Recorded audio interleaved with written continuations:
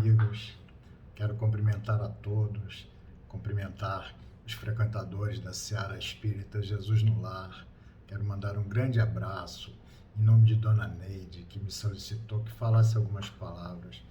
Quero parabenizar a todos por estarem juntos nesta tarefa consoladora de distribuir a palavra do Mestre, parabenizando Dona Neide por sustentar esse trabalho de grande valor, trabalho que mantém uma continuidade por 61 anos. Nós temos que fazer uma reverência e um agradecimento muito grande a Deus por conta desta oportunidade. Inúmeros espíritos se beneficiaram desta casa, e esta casa se torna, de uma certa maneira, um ponto especial, um ponto de luz, onde há um trânsito constante daqueles que aqui se encontram no plano físico e daqueles que já partiram e que vêm encontrar na Seara Espírita Jesus no Lar um apoio para os seus trabalhos que se desdobram no plano espiritual. Um grande abraço a todos, parabenizando por este momento e por este aniversário de 61 anos. Vou falar algumas palavras rápidas, algumas palavras no sentido de uma palestra sobre o perdão. Por que escolhi o perdão? Escolhi o perdão porque nada se sustenta na nossa existência se não tiver em nosso coração a capacidade e o interesse de perdoar aqueles que conosco caminham. Na Seara Espírita Jesus no Lar, muitas vezes houveram discordâncias de ideias, de pensamentos, mas o trabalho seguiu em frente por conta de que aqueles que ali estavam envolvidos sabiam perdoar uns aos outros, sabiam colocar o propósito do Cristo, o propósito da doutrina espírita, do Evangelho, acima de seus interesses pessoais. Então, acho que é uma palavra que vem bem a calhar para esta comemoração de 61 anos. Começar dizendo que as palavras de Jesus é o nosso exemplo. Ele nos trouxe o perdão como sendo um ensinamento maior que ele pudesse nos trazer. E gosto de refletir sempre nas palavras do Cristo com sentido de desafio, porque em hebraico, aquela palavra que foi traduzida como bem-aventurados os felizes, bem-aventurados os pobres de espírito, a palavra que foi traduzida nas bem-aventuranças, ela foi traduzida como bem-aventurados, ou então como felizes, mas ela tem um sentido muito mais profundo, porque o termo em hebraico, asher, na verdade, ele tem um sentido de uma bênção de Deus por algo que foi feito pelo homem. Uma bênção como consequência de um merecimento que o homem construiu pelo seu esforço, pela sua vontade. Então, as palavras de Jesus sempre têm esta ideia mais profunda, é a ideia de uma palavra que ele nos oferece no sentido de que se conseguirmos obter ou realizar aquilo que ele nos propõe, nós ganharemos uma bênção, nós modificaremos a nossa condição espiritual. Então, quando ele fala então é uma palavra que tem o sentido de lute com isso, ou persevere com este comportamento para que você possa ser beneficiado. Então, quando ele diz, bem-aventurados os pobres de espírito, ele está querendo dizer, persevere na humildade, persevere que você receberá o reino dos céus. Quando ele nos diz, bem-aventurados os que sofrem, aqueles que estão em aflição, porque serão consolados. Ele quer dizer, lute com esta aflição, porque o consolo chegará até você. Então, todas as palavras do Cristo têm este sentido de nos desafiar para que possamos abandonar aquele nosso instinto, aquele reflexo que naturalmente nos governa a existência, para adotarmos uma outra postura, uma postura maior, com maior amplitude, uma postura mais espiritual frente às situações que nos desafiam na vida. Então ele nos diz, fazei o bem aos que vos perseguem, aos que vos caluniam. Nos diz algo que é completamente difícil de realizar, inclusive nos dias de hoje. Se trouxermos as suas palavras para o momento atual, ele dizia, se te levarem a túnica, deixa também que te levem a capa. Seria a mesma coisa que hoje nós tivéssemos um momento onde estaríamos sendo abordados por alguém que nos levasse o celular e nós, então, o chamássemos para dizer, olha, você esqueceu a minha carteira, porque ainda tem uma carteira aqui de valor. Isso conosco ainda está difícil de realizarmos essas propostas ou esses desafios que Jesus nos entregou. Mas nós chegaremos lá com tempo, com perseverança de nossa parte, nós atravessaremos essas dificuldades e essas lutas que nos visitam, né? Então, o Espírito de Jesus sempre é um pouco assim. Se você quer crescer, faça-se menor. Se você quer ganhar, renuncia, porque o céu te dará. Se você quiser salvar, se quiser salvar a sua vida, perca a sua vida. Então, aquele que perder a vida, salvar-se-á no plano dos céus. Mais ou menos essa a ideia. São desafios muito grandes que nós não conseguimos cumprir ainda, a nossa renúncia, nem no plano da família ainda estamos muitas vezes distantes, mas é isso, temos que começar a trabalhar, temos que começar a refletir sobre o perdão. O perdão tem esta ideia de doar-se inteiramente, de como se fosse aquela palavra pernoite. O pernoite é passar uma noite inteira. Então o perdão é entregar-se por completo, é deixar de lado aquelas convenções, é o esquecimento total das ofensas. Não o esquecimento no sentido de não nos lembrarmos, mas o esquecimento no sentido de que aquilo não nos fira o coração, de certa maneira. Emmanuel vai nos dizer que para a convenção do mundo, o perdão simplesmente significa renunciar à vingança e que o ofendido, sem que o ofendido precise esquecer plenamente a falta, mas que o espírito evangelizado, que é aquilo que nós pretendemos ser, deve levar conjuntamente o perdão e o esquecimento. Eles devem permanecer juntos, embora, nos diz Emmanuel, prevaleça em todos os instantes a necessidade de oração e vigilância. Ou seja, alguém nos fez algo, nós devemos esquecer aquilo que nos foi feito no nível do nosso sentimento e renunciar a qualquer tipo de vingança. Mas não devemos esquecer no sentido de não nos precavermos. Há uma necessidade de estarmos sempre vigilantes para que aquilo não aconteça de novo. É uma virtude difícil, talvez a mais difícil que nos visita. Existem muitas maneiras de perdoar. O Evangelho vai dizer que o sacrifício mais agradável a Deus, lá no capítulo 10 do Evangelho segundo o Espiritismo, bem-aventurados os misericordiosos, vai dizer que o sacrifício mais agradável a Deus é o sacrifício do perdão.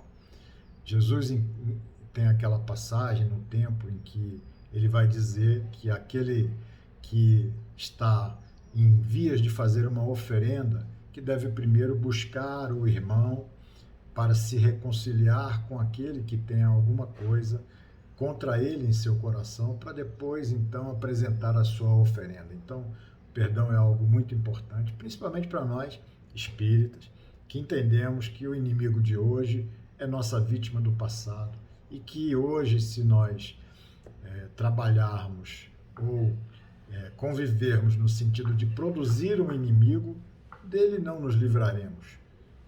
Estaremos com ele conjugados nas próximas vidas ou até no plano espiritual. Então, mas também é importante a gente lembrar, hoje em dia, com o avanço da ciência, a gente vai descobrindo novas ideias e hoje a neurociência vai dizer para nós que existe uma estrutura no cérebro que essa estrutura tem o nome de giro do símbolo anterior dorsal. É uma estrutura dentro do nosso cérebro que ela, de uma certa maneira, é aquela estrutura que fica ativa quando nós sentimos algum tipo de dor. Se a gente quebra uma perna, se a gente tem um corte no nosso braço, qualquer tipo de dor que nós tenhamos no nosso corpo físico vai ativar essa estrutura no nosso cérebro. E foi descoberto nos últimos anos, olha como isso é interessante, foi descoberto que a dor emocional, aquela que está conjugada a uma traição que recebemos, uma decepção que nós temos, ou alguém que nos feriu, que nos quebrou a confiança.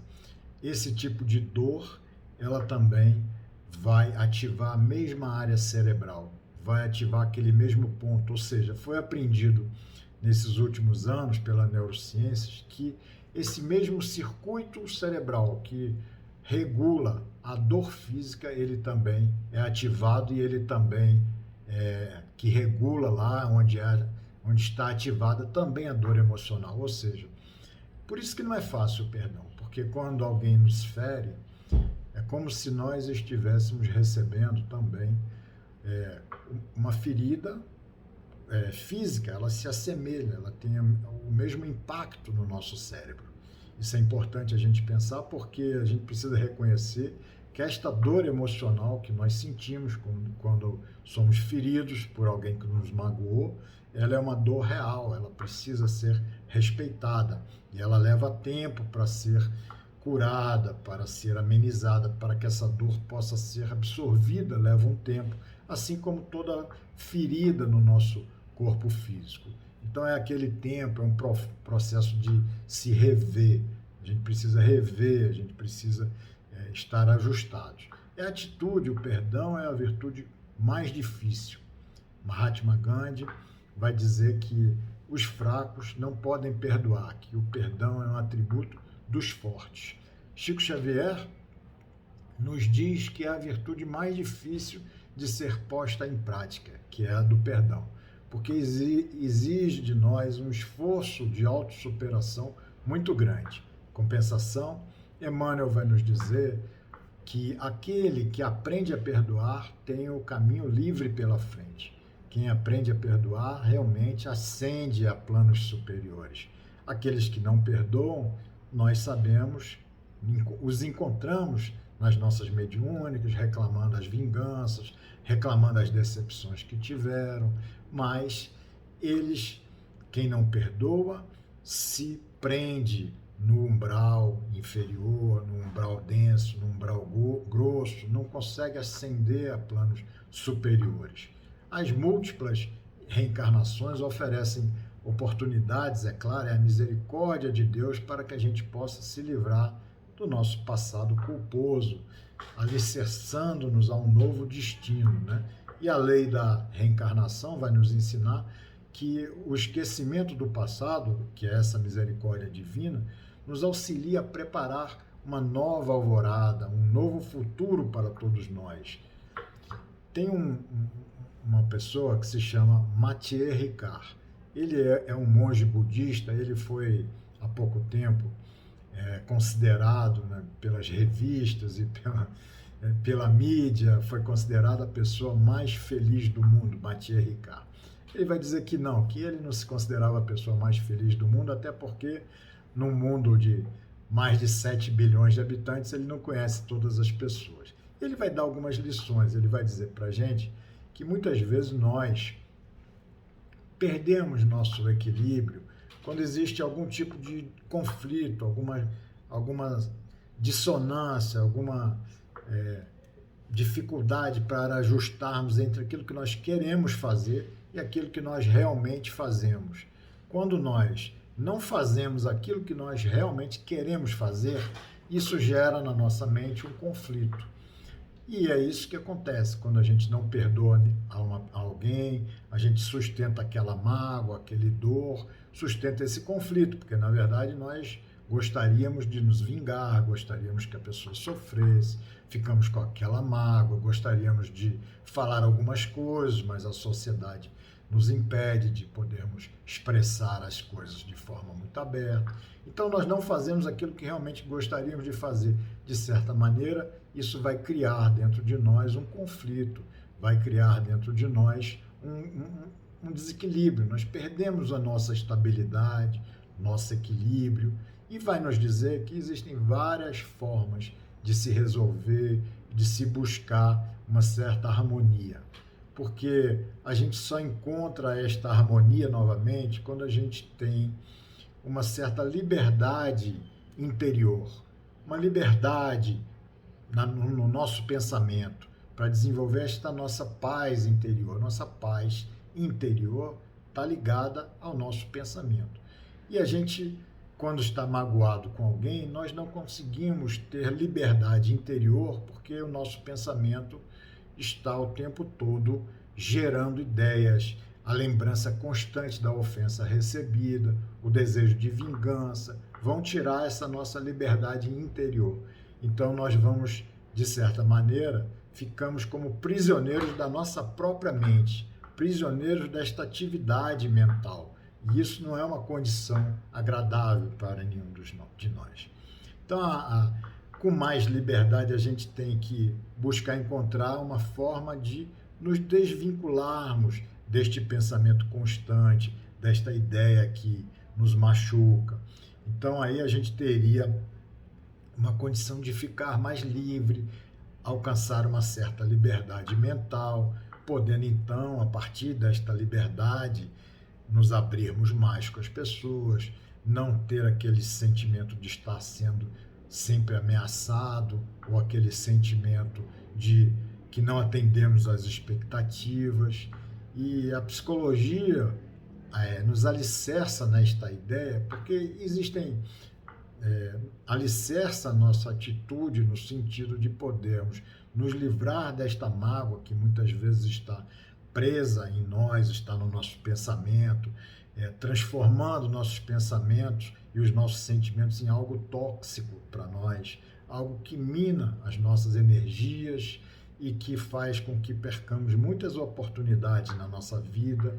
Essa mágoa vai se tornar um ciclo perigoso para todos nós, porque vai nos levar a pensamentos negativos, a estados até doentios, vai nos levar, inclusive, à própria depressão, se a gente não cuidar dela. A mágoa gera também um certo vitimismo, a gente fica pensando, quando estamos magoados com algo, nós pensamos que nós somos uma pessoa que não merecemos nada de bom, que nós não temos um merecimento, porque alguém nos feriu, significa que nós não temos um merecimento, não somos pessoas boas. Isso vai desregulando os hormônios no nosso corpo, vai provocando um sentimento de estresse, de fadiga, vai fazendo com que a gente perca os nossos estados de humor, de felicidade. Então é importante a gente aprender com a psicologia aquilo que ela vai nos trazendo de ensinamento, que existem dois tipos de perdão. O perdão cognitivo é aquele que é produzido pelo nosso córtex, pela nossa inteligência, onde a gente tem que tomar uma decisão racional, uma decisão do nosso pensamento, do nosso cérebro, de perdoar. Então, mesmo que o nosso sentimento ainda esteja preso àquela situação, nós já decidimos intelectualmente que nós queremos perdoar. E o segundo é o perdão emocional, que é aquele que está ligado ao nosso sentimento, ao sistema límbico. E ele constitui, o perdão emocional, constitui-se na substituição das emoções negativas referentes àquele ato por novas emoções, emoções positivas, onde o afeto passa a falar mais alto. E esse processo do perdão emocional, ele é lento, demora para se concretizar. Mas a partir do momento que a gente já tomou a decisão de entregar, de realizar em nós o perdão cognitivo, o perdão decidido pelo nosso intelecto, nós então vamos buscar emoções novas, emoções positivas que possam ganhar força e substituir aquelas emoções negativas. Então essa nossa construção para fazer isso vai permitir que ao longo do tempo o perdão emocional possa também se dar no ímã do nosso ser. Esse perdão que nós decidimos vai quebrando aquele ciclo negativo de pensamentos negativos, sentimentos negativos e os estados emocionais daí derivados. Então, o que a gente tem que pensar sempre para tomar esta decisão de perdoar é que, em primeiro lugar, ninguém se resume a um ato. Há um equívoco momentâneo. Há ali naquele ser, como também em nós, um espírito em construção, um ser amado por Deus, que vai reconhecer os seus erros e se tornará também uma pessoa boa, assim como nós ao longo do tempo. a gente tem que considerar também que o perdão, ele é o melhor que podemos oferecer a nós mesmos, porque ele nos liberta. Pense em ficar preso a alguém que você não gosta, com quem você está magoado por séculos. O perdão nos liberta. O amor nos eleva, vai nos colocar em uma outra paisagem espiritual, numa paisagem espiritual superior. E no nosso mundo é formado de energia. Tudo que aqui nós vemos como matéria, a matéria, Emmanuel já nos disse, é a condensação do fluido cósmico espiritual. A condensação da própria ciência hoje já reconhece que nosso universo material é formado de campos energéticos. E as nossas doenças, elas estão sempre muito ligadas à energia. Bruce Lipton tem um livro que chama Biologia da Crença. Ele vai dizer que 1% das doenças se refere às doenças genéticas. E mais de 90% das doenças, elas se referem à forma como nós pensamos, à forma como nós vivemos. A maneira como pensamos e vivemos vão alterar e afetar a nossa atividade genética e o funcionamento do nosso organismo. Então, quem perdoa é quem se beneficia, porque perdoar traz saúde mental, saúde emocional. Perdoar permite que tenhamos maior fluência, maior troca espiritual com espíritos de melhor padrão energético. Perdoar nos permite a libertação, a iluminação. Quem oferece flores é quem fica perfumado de uma certa maneira. Existe um escritor judeu que recebeu um prêmio Nobel da Paz, Elie Wiesel, o nome dele.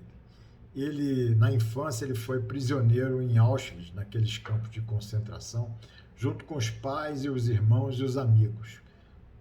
Todos morreram e ele sobreviveu, mas depois dali, cada dia que ele adormecia, ele acordava com um pesadelo em que ele se colocava no inferno. Era como se ele estivesse num inferno. Até que ele foi conversar com o rabino disse para ele: meu filho, enquanto você não perdoar, você não sairá de lá, de Auschwitz, daquele campo de concentração. Você precisa perdoar para que você possa sair de lá. Ele então diz que aquele despertar redimensionou o coração dele para sempre. Ele, de uma certa maneira, trabalhou para esquecer e perdoar aqueles fatos do passado e começou a se distanciar dos pesadelos e começou a ter uma vida diferente. Redimensionou verdadeiramente o seu coração.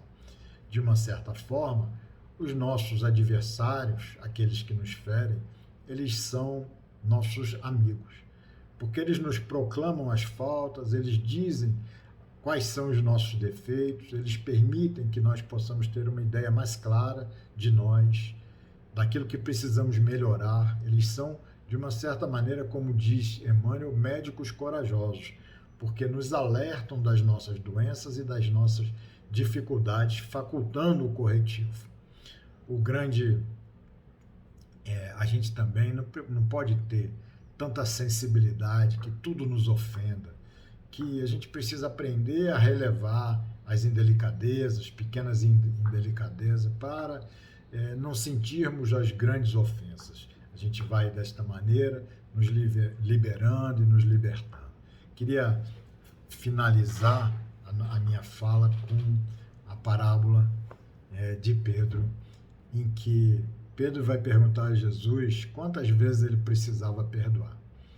E Jesus vai dizer, se 7 vezes. Jesus vai dizer, não te digo que até 7, mas que até 70 vezes 7. De uma certa maneira, o próprio Evangelho segundo o Espiritismo, no capítulo 10, vai nos dizer que Jesus queria dizer que a gente tem que perdoar sem limites. Essa, então, é a parábola que Jesus nos oferece para que a gente aprenda a perdoar sem limites. E por que Jesus diz isso? Como a gente pode interpretar essa parábola e esse enigma? É porque muitas vezes a gente sempre se coloca na posição daquele que oferece o perdão. Raras vezes nós pensamos na ideia de quantas vezes eu fui perdoado. Sempre nós nos colocamos na posição de quem dá o perdão. Mas temos que pensar que somos seres falíveis, profundamente frágeis, que temos limites bem definidos e que nós falhamos constantemente contra os nossos irmãos. E muitas vezes somos perdoados constantemente sem que nem nos avisem, sem que nos falem. Os nossos familiares, por exemplo, quantos anos eles estão nos perdoando as falhas? Eles estão conosco, eles casam conosco, eles nos acompanham durante toda a vida e estão conosco só porque sabem nos perdoar. Sabem nos perdoar exatamente porque eles nos amam. Então o perdão ele se transforma numa atividade, numa atitude que nós praticamos quando verdadeiramente amamos. Aquele que ama perdoa sem limites. Era isso que Jesus estava dizendo a Pedro. Pedro, não tem 7 vezes. Eu te digo até 70 vezes 7, porque acredito que depois que você tiver perdoado 70 vezes 7, cada falha, você já terá aprendido a perdoar, terá cultivado dentro de seu coração o amor e a virtude do perdão automaticamente no seu ser.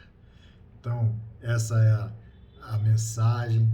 Depois, ao final, depois da crucificação, Jesus aparece novamente a Pedro, aquele discípulo fiel, mas que fraquejou no momento que Jesus foi preso, ele fraquejou.